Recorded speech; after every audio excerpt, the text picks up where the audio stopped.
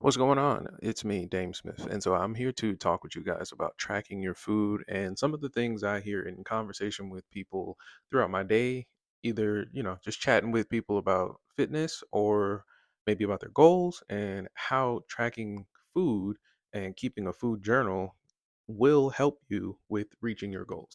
So if this is helpful, let me know in the comments and make sure you like, share, and subscribe. So, one of the things that I hear so often is I don't want to track my food because it's tedious. And the tedious part of tracking your food is obvious, but the reason you believe that the tedious part of tracking your food is a negative thing is simply because it's not in line with your lifestyle. It's out of place. It's simply just not a part of your day, right? And so I'll give you an example of how my day kind of works. I'll eat like, so we'll say for an example, three meals: breakfast, lunch, and dinner. And so with breakfast, lunch, and dinner, it'll simply be, let's say, eggs, protein shake. And then lunch will be turkey sandwich. And then for dinner, it will be a chicken salad. Okay. And so for me, it can be as easy as taking a picture of breakfast, lunch, and dinner. It can be either as easy as pulling out a food scale when I'm making the plate and putting it on the plate with the food scale and then putting it into my fitness pal. But either way of those options, it's a part of the meal. It makes its way through the day and it's not an interruption. It's not like I have to go out of my way to do it. And so it's not an issue for me to track my food. It's not difficult at all. And so the tedious part of it has just become a part of the day. So it's no longer feeling like a stressful or annoying kind of extra step to a meal. It's just kind of fun to see like what this meal kind of comes with. And if I eat something new, it's even more fun because you learn things about the new things you're eating. But this is the tip I have for people if they believe that the tracking of their food is very, very tedious, boring, or monotonous. You want to think about your goal and think about what it takes to get there and seriously think about what it takes to get there and be honest with yourself. Like if you want to really, really make a drastic change in your body, will it take you being kind of lackadaisical about the task it takes to get there?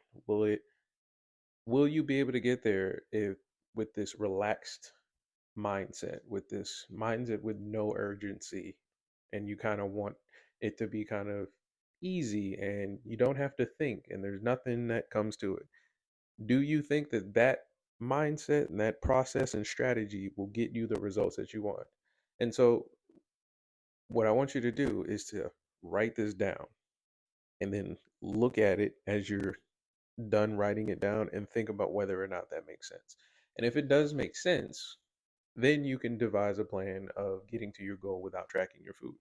But for somebody who has a very, very specific goal, and this is a goal that takes some kind of new approach for them, and this is kind of a introduction to a different lifestyle, then you're going to have to consider the fact that this new thing is going to be a part or attached to the new lifestyle. It's not necessarily something that's auxiliary or supplemental to a lifestyle. This is almost a foundational cornerstone for what you need to do for your goal, right? And that way, it when you're doing it, it's almost like brushing your teeth or brushing your hair in the morning. It's super easy to do. You don't have to think about it. You just do it daily.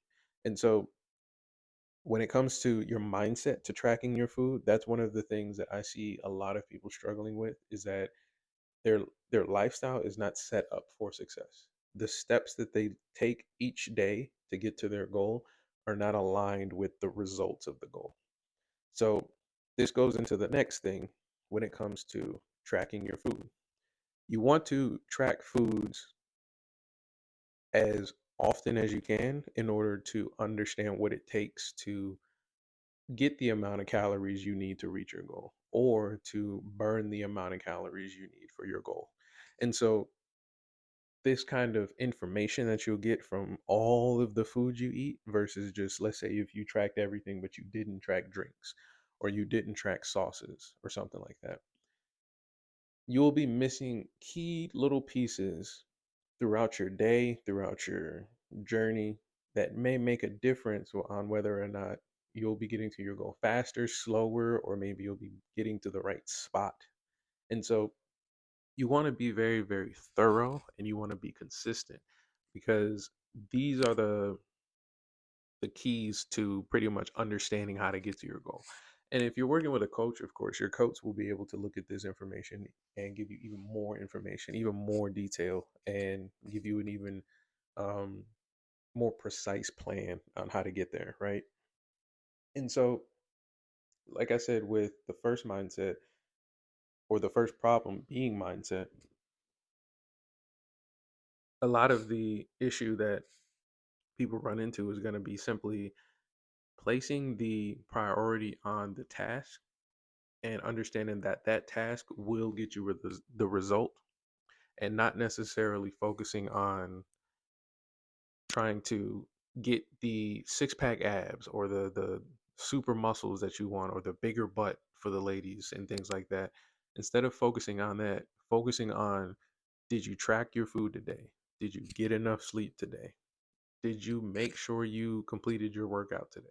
When you can do those things, then the other benefits that come from completing your task for the day will naturally come.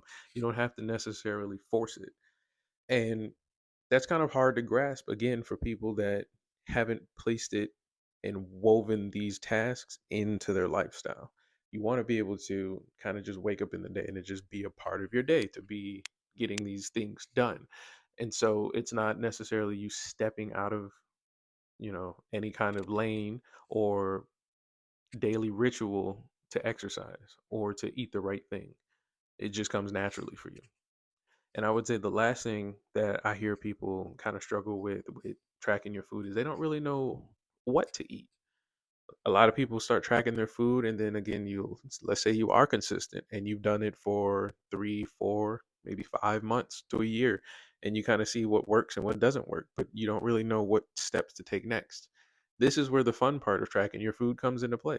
Now you can explore and you can discover new foods, but it can be kind of frightening for people because you're going to learn what you hate and what you really, really enjoy. And also, you'll learn how your mindset is about food. Will you be choosing foods because they taste good, or will you be choosing them for your goals, or will you be finding a balance between the two? Food that tastes good and still gets you to where you need to go. And so, if this was helpful to you, let me know in the comments. And I want to see if you're tracking your food. What have you learned from tracking food? And has it helped you at all? And if it has helped you, what did you get from tracking food? Let me know in the comments. But I'm out.